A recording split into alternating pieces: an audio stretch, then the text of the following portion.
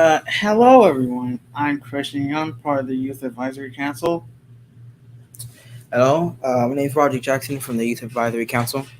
Hello, my name is Aaron Vaz from the Youth Advisory Council. So we're here with Kayla Pittman from Media Rhythm Institute and Kayla, if you could introduce yourselves.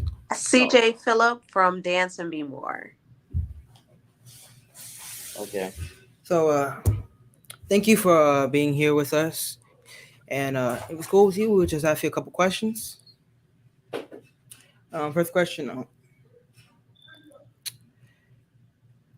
Just to start off, good question. What is your favorite animated movie? Just to get a feel of it. I definitely have a favorite right now. Encanto. I am a music teacher here at Lakeland Elementary Middle, and my kids love that movie. So I, have seen it so many times. It's really, really good, and the musical elements are incredible. I haven't gotten a chance to watch it, but I might get to it. I Yeah, me neither. definitely I might watch it later. recommend. Awesome. I had never thought about that question before. I think I'm gonna have to go with a classic. I'm gonna go back to Lion King, the original. Yes. My favorite. Yeah, that's definitely up there. Wait, do you like the real one when they came with the real animals, the real lions and stuff, or the animated one? You know what? Like I'm back gonna in the say day. the original animation because Okay. so much of that story had so many surprises in it and things. The content was so deep. So I'm gonna go with the original. I agree. Yeah. That's a good Kuna Matata, favorite song, one. favorite Disney song. Um, how would you describe your work environment?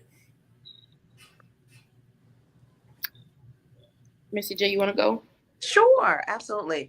So, for those of you who don't know, I'm artistic director of Dance and Be More, and we are a performance ensemble of musicians, poets, theater makers, and dancers.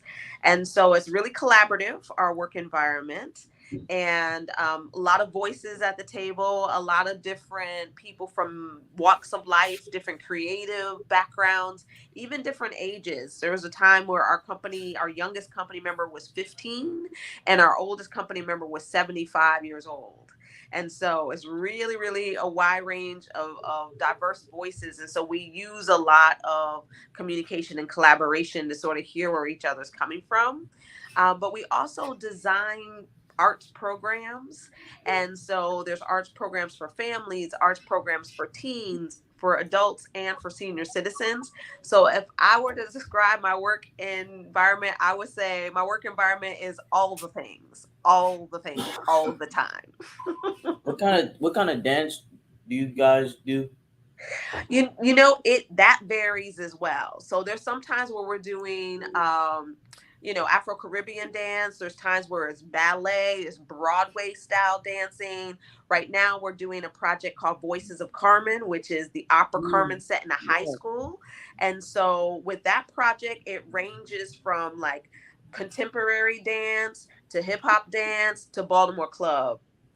So it's a I wide hope range. that turns out well. I tried dancing for a while. It didn't really end up well for me though.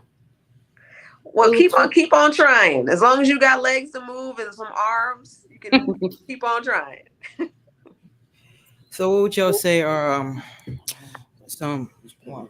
Miss Pittman, how would you describe your work environment? So, I work for the Media Rhythm Institute. We are a collective of art programs ranging in different various forms of media. I am the lead instructor for our iRhyme program, where we teach the fundamentals of music, songwriting, composition, beat making, just a wide range of musical elements that we've put together for this program. If I had to describe my work environment, I would say it was very, very eclectic when it comes to art. Like everybody adds to in all of the media. And it is also very inclusive. Like we love, engaging the students and from different cultural backgrounds. We also love engaging our communities and really bringing that that fullness, and that we're very big on community here. So that's how I would describe my work environment. Okay. So what are some adversities y'all have faced in your careers? Um, well, for me, I've been working with this organization since I was about 16 years old. So I started off as one of the youth that I now, teach. So it's kind of like a full circle moment for me. Um, I would say one of my adversities is not feeling like my creative juices. Sometimes I don't know how to work through that, maybe that writer's block or that creative block, and I have to keep teaching. So if I'm working through my own personal, and then my students may come across one, so how can I help them? So I guess it's not necessarily an adversity, because I do get through it, but it is sorry, definitely difficult when I'm trying to face my own challenges as a creative while also nurturing other creatives. It's always good to get help from others. If you have a block in the road, make sure you Absolutely. know you're going the right way. Agree. Absolutely. Good stuff. Mr. So, J. yeah, I mean, I think about adversity. Hmm. Yeah, I don't think about that. I don't think about that word a lot, and be honest. Mhm. I think about obstacles, but I also view obstacles as opportunities. Mm. And when I have, in my experience and in my life, seen an obstacle, often it feels like a roadblock that then has you make a detour. But once you detour and turn that corner, there are things that you discover down that road that you never would have gotten to were that obstacle not there. And so for me, it's an opportunity to see something, or to realize something or gain something from the challenge or the obstacle that was in the road. And so if I were to speak to some of those obstacles, sometimes the challenge is capacity. And Mm. what I mean by capacity is I have this much stuff I want to do and this much resources to actually get it done. And Yes. resources come in a lot of forms. Resources come in the form, yes, of financial resources, but resources also, for me, for more than anything, resources comes in the form of people, staff, time, space. And so those can be some of the challenges. But even at the same time, like going into our summer program this year, we were set up to be at this one particular location that's like our home base. I know it well. I got an office in the space where artists and residents. And like I go in the Thursday before just to drop off some waters. And it's like, boom, the AC's broke and the water main is out. So nobody can be in the building, and our program starts in a couple days. And so that was definitely a challenge. But what was great about it is it made me start to think about our networks. Who are our connectivity? Who has space that I can check in with? That I can, be like, can you house a homeless program at this time in this juncture? And Mhm. what it also made me realize is we built some great relationships with people who trust us, who would say on a dime's notice in just a couple days, you can go from bringing 10 kids to 45 young people and a 10-person staff into our space because we trust that you're going to do right by us. And now we're also in another space that they have said to us, this is our first time renting. You are our guinea pig, and we're trying this out. And so far, so good. And so, yes, those have been some challenges and some obstacles, but they've led us to relationships and partnerships that we would not have gotten to were that obstacle not there. I'm glad that you've seen that. Lots of obstacles in people's way can branch off to many different things and bring you to a whole new reality of life you didn't even notice before. Absolutely. I also agree because when facing obstacles, it can lead to character development and learning new things. Absolutely. So to anyone that's watching, you can answer the comments too. So, okay. So goes, what what goes into your creative process?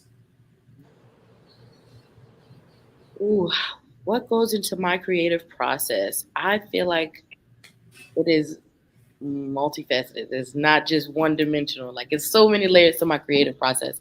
I like to give myself the space to experience different things because I think that I believe that with experiences comes inspiration. Sometimes when I'm writing a song, I'm a singer songwriter and teaching artist. I didn't get to mention that earlier, but when I'm writing a song, I need to have those experiences to really, channeled that to write the song, and I feel like it could reach a multitude of people. So definitely giving myself the space for those opportunities. Um, Sometimes writer's block happens, like I mentioned before, or my creative block. I may not feel inspired, so I need to take a step back and then maybe start something different. Nurture those things because then more inspiration just comes from it.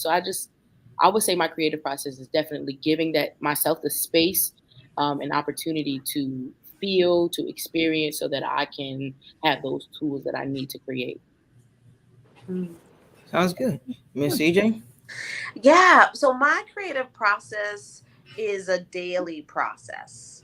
My creative process starts when I wake up, when I sit with my cup of coffee and the quiet.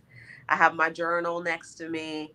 There is so much creativity for me that comes out of the silence that I really cherish those quiet moments. I try not to just like put my feet on the ground and hit the ground running or pick up social media. Like I do nothing for at least 30 minutes in the front of my day just to let my mind wander. And I call it a butterfly mind. Like I don't try to grab hold of or manipulate or direct or redirect my thoughts. I just let them come and write them out. And so much of that I wind up using. And oftentimes, even if ideas that I'm and problems that I'm trying to solve, they're sort of like bound up together in a knot by the time I go to bed. I'm like, well, there's always the quiet morning. And so when I wake up, those things just often unravel and the answer just comes to the surface and pops up. The creative solution is right there. I was like, oh, there's an idea. And so for me, having times of It turned on. daily quiet really weaves its way all throughout my creativity and the steps that I'm going to make in my creativity. I think the other thing about my creative process is I like creating with others. I like bouncing things off of people. I love people who don't always agree with me, have a different point of view or perspective that I just wouldn't think of. And so I'm like, oh, okay, yeah. And so I really do like the collaborative process where there are different points of view, different values, and different approaches. I think that helps my creative process. And then the last thing I would say is getting feedback on the creative process. Asking really questions that are significant to me, things that I find uncomfortable, turning that into a curiosity or a question. Turning discomfort into inquiry is really helpful for me in understanding how my work, what I'm trying to communicate, and then how it's actually being received by those who hear it. So the three things: quiet times, and just letting my mind chill, and journaling, collaborating and communicating with others who don't always see things the way that I see things, and then whatever that third thing is that I forgot already. Listen, that's good. Saying when you're just in the zone, everything just comes to you. Sure, it may not be right away, but you know what you want, you know what's on there, and you know how to do it. It's always good to get input from others because they teach you things, they show you things that you even think of before. Um, what advice would you give to the youth who want to pursue in your career field?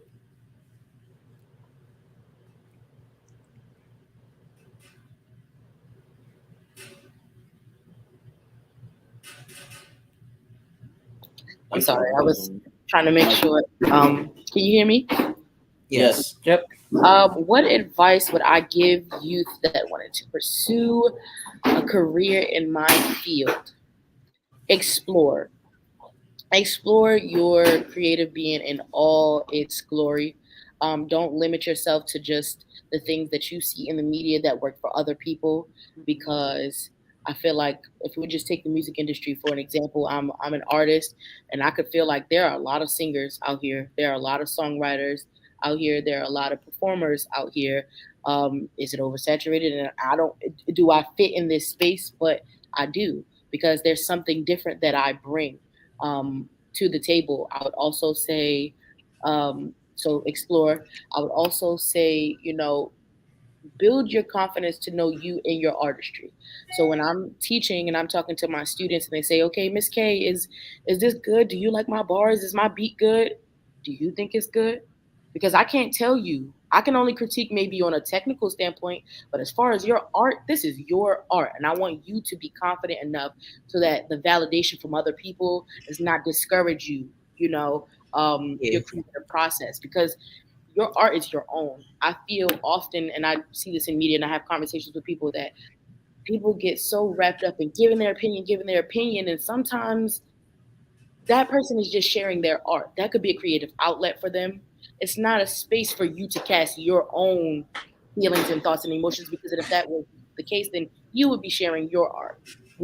It just makes room for people to add a little bit more onto your art. And I don't necessarily agree with that. But what I would say is, please explore your artistry, explore yourself as an artist, as a creative in general. The opportunities are limitless, the advantages are limitless. And also have the confidence to know you as an artist, and don't be afraid to explore those possibilities. That's good to hear because I used to, well, I still do play the violin, and I always feel like the music that I make with my violin isn't always the best, Mhm. but at least it's what I like. Absolutely. And that to me is enough.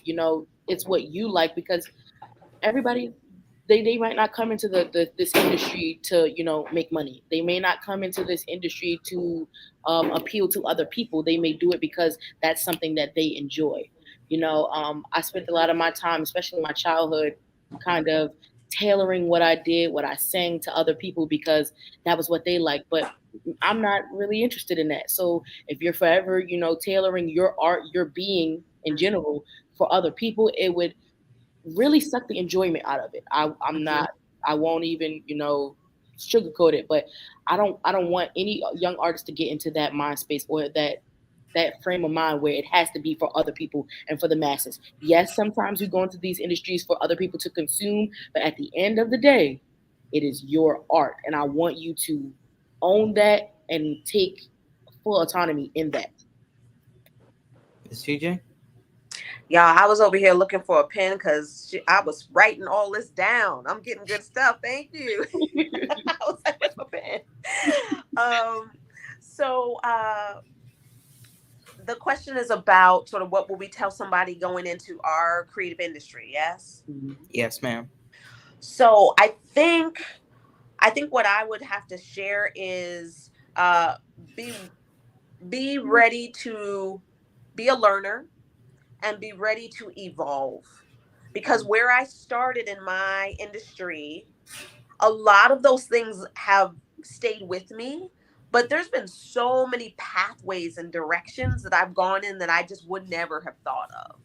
Sometimes out of necessity, sometimes out of other people not coming through. So you're like, well, I guess I'm doing this myself. And so you learn how to edit.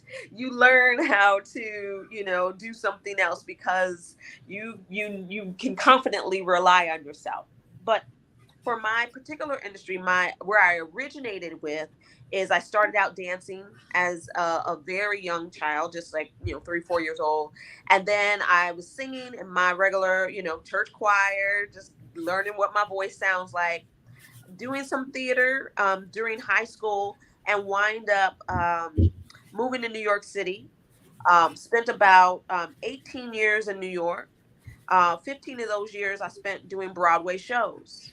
So, Broadway national tours, things like Hairspray, Legally Blonde, Dreamgirls, and just learning the theater, working off Broadway, working at New Federal Theater, one of the first all Black theater companies downtown in New York City.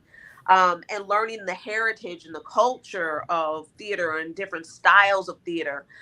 So for me, I love these. what I tell people is utilize your mentors. Yes, you can look it up on YouTube. Yes, you can do your research, and you should do all of that. But if there are people that you can learn from, and you can say, hey, can I sit in on a rehearsal? Hey, can I assist? Can I do an internship? Those are great opportunities in real life to get a sense of how does something like a Broadway show set, props, sound, costume, musical theater all come together, because there's only so much you can learn from a book. It's that real lived experience. And so showing up, being present, and being I would say, one thing that people always say, I can't tell how much you're getting paid. I've had people tell me that I can't tell when you're working for free, and I can't tell when you're making six figures, because it all looks the same. Yeah. That excellence is excellence, and that your integrity and your work ethic is your calling card. Right. And so if you're going to get into an industry, even if you are an intern, you're not waiting for a great opportunity. You are practicing greatness right now on those small opportunities. So if you practice greatness in the mentorship world and in the internship and in the learning, people will notice that. People see that, and they'll be like, okay, you really are ready for this greatness that I see you have your eye on, and I can entrust you with more. And so again, the journey, because Broadway and theater was where I started. Then I crossed over and started working as a choreographer and as a director, as a dance captain, where the directors and the choreographers leave, and now the stage manager and myself are in charge of hiring, casting, cleaning a show that hundreds of people come to see on Broadway, 8 shows a night, 8 shows a week rather. And so, building your own stamina to take on the responsibility and to do the things you do, whatever it is, well, even if it's stapling these little folders of music together and I feel like I could do more, well, staple really well. And you'd be Right. surprised, somebody will be like, we could have you do more because we see how well you staple. So don't poo-poo on any small little jobs. It's the small things that you do excellently that are building the work ethic and the work habits and integrity and reputation that you need to do your next big thing. That's always good because everybody at the Youth Advisory Council, well, it's just a one day have for the career to go real far and to just make some really big changes in the world. Mhm. So, are some goals that you would say that you have for your field of work? Um, I really want to. Ex- Sorry, the camera froze. Yeah, your camera froze. Excuse me, Miss TJ, if you would take the question because the camera froze. Absolutely. So some goals that I have. oh, it went off. Yeah, It it's froze for a freezing. moment. You want to jump back in, or you good? You're good now. I want to explore my abilities when it comes to creative direction for different companies. I want to also tour, maybe some background vocals. I really don't desire to be a mainstream artist. Um, that's just not where the fun or the enjoyment in this art field that I'm in. I like to sing because it feels good. I want to sing from here.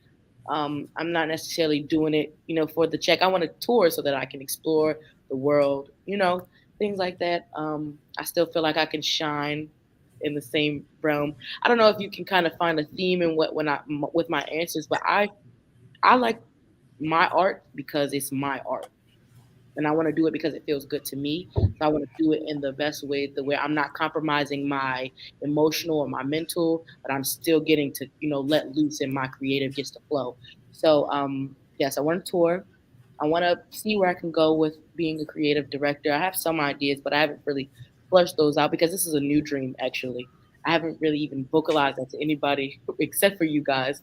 Um, and also explore some film stuff, which is a completely different career path. So I don't know. The things that I'm doing right now is kind of opening up some new goals for me.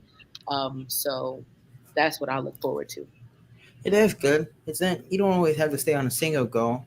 You can always diversify, go one path, go another, and see how that leads Absolutely. you. I also And agree with what you said. Oh, I'm sorry for cutting you off. no, you're fine.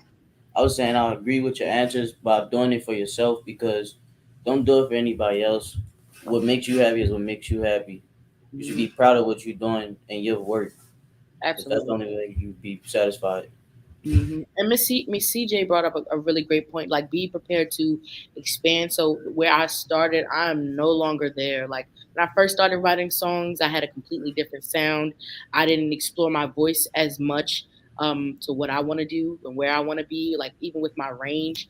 So now I'm in a completely different space, and I look back at that old music, and I'm like, that is not the same person. You have to be okay with that because you are always growing. Um, Ever growing. Like you don't stop. It's not just a one. When I grow up, you're gonna keep growing. It's always moving forward. So definitely, I wanted to say that earlier. I agree totally 100%. Yeah, when I think about, thanks for that. When I think about goals, I have my goals include my community.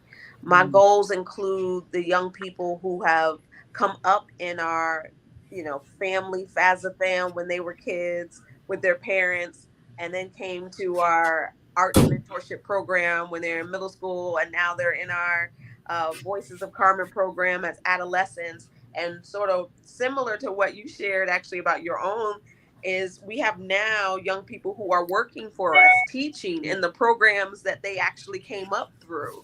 yeah, And so that to me is a dream come true, and I want to see more of that. I think absolutely. what I also want to see is just I want to write and specifically write a book that really um takes you on the journey that we've been through as an organization for Dance and Be More, and also helps you understand how we have codified our method of community programs and teaching, and the way that we try to take care of the folks who work with us as artists. Because I think that oftentimes. The goals and things that we do for art are outward facing, and artists are working hard to make that happen.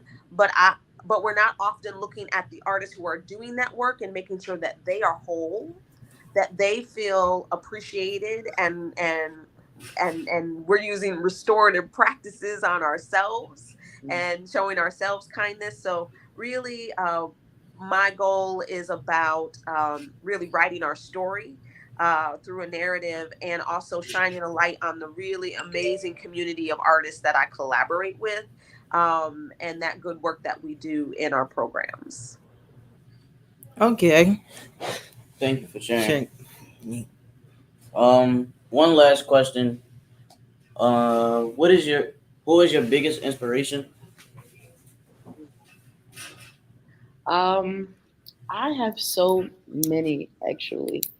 I It's always a hard question. Like when I'm sorry. So the lights in here are like motion activated. So if somebody's just sitting here, it kind of goes down. I'm sorry about the lighting. It is But okay. It's fine. It's good. my first and foremost, my main inspiration is my mom. She instilled a lot of my, if I had to self reflect, a lot of my greatest qualities that I admire about myself and that I see others admire about me. Um, because I think that within artistry, it's really good for you to self reflect about who you are as an individual. Like that's, self perception is real in all its forms. Um, but like my mom, musically, Stevie Wonder, I think he's an amazing songwriter. Um, I think Jasmine Sullivan is an amazing vocalist. I really admire her. Uh, there are so many people that I admire. Even my team, like here at MRI, like the principal of MRI, he's very great at networking. Like we all bring something to the table. Um, the director of programming was actually my mentor. So bringing that full circle moment, he was my teacher when I was, 16, 15, 16. And then him bringing me on and putting me in positions to win, to grow. He allowed and made that space. He saw things in me even when I was, 15 and maybe I doubted myself. Like could never have seen myself as an administrator. And now I am in that position. I never necessarily wanted to be a lead teacher. I just did it because, this is where I thrive. But he's like, no, you, and push me into this space, and so I admire him for that. And he is also an inspiration of mine because now I'm thinking like this is something that's possible for me. I didn't know it was possible because I didn't believe, at the time, but now I do, and I think that's beautiful. But if I had to name a couple of people who inspire me, those that I know and don't know, my mom, my mentor, at the Media Rhythm Institute, and the two artists, Jasmine Sullivan and Stevie Wonder. Those are my all-time favorites. He's good. It's CJ. Yeah, so I think my first inspiration is my faith. That is, just gets me up in the morning and gives me a sense of purpose in the work that I do. I definitely got to go to mom's. My mom is amazing, y'all. If you want to subscribe to somebody's YouTube page, my mom is Nell Stokes. She's got her own YouTube channel called I'll be 80 sure to and look at Up. it. And Nell Stokes 80 and Up, she's hilarious. She does sit down comedy. She does inspirational poetry. She's a speaker, but she has such an incredible story. My mom was born in Montgomery, Alabama, and she was a teen during the bus boycotts, and she went and volunteered. And so she used to empty the trash and sweep the floors and be listening to Dr. King and all of the leaders who were planning at the taxi station, the bus boycott. Like that whole time, she was 16 years old and right in the middle of that. And so, she grew up, moved up north. She raised 6 children. She remarried. My step family, we have 6 children, so 12 children altogether. She's a public speaker. She travels the world and she's like real advocate for voting rights. And she bowls 3 times a week, swims twice a week. She's 83. Like she's really, I definitely want to be her when I grow up. She's amazing. She's a poet and a playwright. And some of these things she found late in life because she was raising her family, because she was doing what she had to do to get food on the table. But I love the fact that, creativity stayed alive and well in her, even when life was crouching in. And so those little moments where it would be able to peek out, and then as she got older and her kids got older and left the house and she had more time, she really nurtured that creative side of her. And that's why I say, if you have a song in your heart, if you have a dance in your spirit and your body, you can do that for a lifetime. Like she said, you don't have to go into this as a career. It can just be for the joy of the art. And so she has been such an inspiration to me. And and the fact that she just started this YouTube channel like a year ago and she has cranked out like a dozen different videos is amazing. She's definitely an inspiration. And then I would also lastly say Debbie Allen. I Yeah. love that she's been on Broadway, but she's a singer, she's a dancer, and then she transitioned to be a director. And there's so many shows on television that you have seen and loved and didn't know that Debbie Allen, as a woman of color, directing for TV, for Hollywood, it is not easy. I know that personally for a fact. Those doors are not wide open. And so the fact that she has done so much in her career as an artist and as a director and as someone who's on both sides, as a performer, as well as someone who can lead people and lead them well in an artistically excellent way, I definitely see her as an inspiration. I'm glad to see that as your mother gets older, she's still active. Mm-hmm. I'd say my biggest inspiration is my mother. She really pushed me and my dad. They really pushed me into my thing of really wanting to make video games, and I love them for it. I would say the same thing. My mom, she's a very hard worker. Also, she raised me right and doing the right path. Christian? Yeah. Lastly, I just want to say that my biggest inspiration would have to be my mother and my late grandmother. Well, mostly my mother taught me how to do everything I know to this day, and my grandmother taught me how to make Kool-Aid, and she even taught me how to cook. important. Thank y'all for sharing. It's been nice being on here with y'all, and I hope y'all have a great rest of your day. Thank you Yeah. so much for having us. Thank I you for really having us. appreciate the interview and the thoughtful questions. Yes. Well, You're welcome. Okay. So we will see y'all later, and have a nice day. See you.